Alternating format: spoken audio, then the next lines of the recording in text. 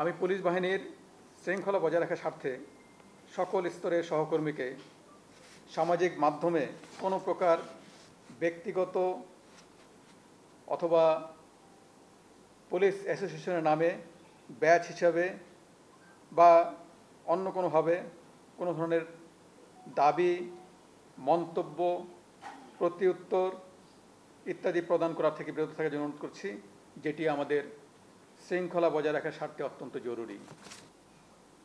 আগামী 24 ঘন্টার মধ্যে সকল মেট্রোপলিটন, জেলা, নৌ, রেলওয়ে পুলিশ, হাইওয়ে পুলিশ এবং হাইওয়ে পুলিশের সকল থানা এদের অফিসার এবং ফোর্স স্ব পুলিশ লাইন্সে যোগদানের জন্য ইতিমধ্যে নির্দেশনা প্রদান করা হয়েছে। আমি আপনাদের মাধ্যমে সেই নির্দেশনাটা তাদের মাধ্যমে যেন আপনাদের মিডিয়ার মাধ্যমে যায় সেই ব্যাপারে ব্যবস্থা গ্রহণের জন্য অনুরোধ জানাচ্ছি। সঠিক প্যাড আর সঠিক তথ্য দিয়ে এসো সামলে নিব এক হয়ে। Monalisa sanitary napkin. আমি পুলিশ বাহিনীর শৃঙ্খলা বজায় রাখার স্বার্থে সকল স্তরের সহকর্মীকে সামাজিক মাধ্যমে কোনো প্রকার ব্যক্তিগত অথবা পুলিশ অ্যাসোসিয়েশনের নামে ব্যাচ হিসাবে বা অন্য কোনোভাবে কোনো ধরনের দাবি, মন্তব্য, প্রতিউত্তর ইত্যাদি প্রদান করা থেকে বিরত থাকার জন্য অনুরোধ করছি, যেটি আমাদের শৃঙ্খলা বজায় রাখার স্বার্থে অত্যন্ত জরুরি।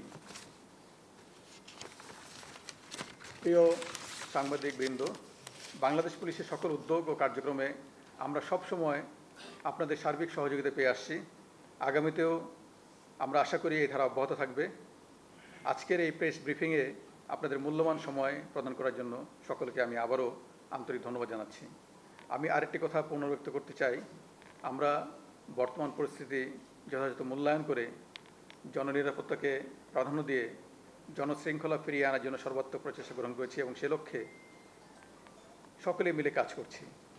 এ কারণে আমি আজকে কোনো প্রশ্ন বা মন্তব্য না নিয়ে সকলকে আবারও ধন্যবাদ জানিয়ে প্রেস ব্রিফিং শেষ করছি।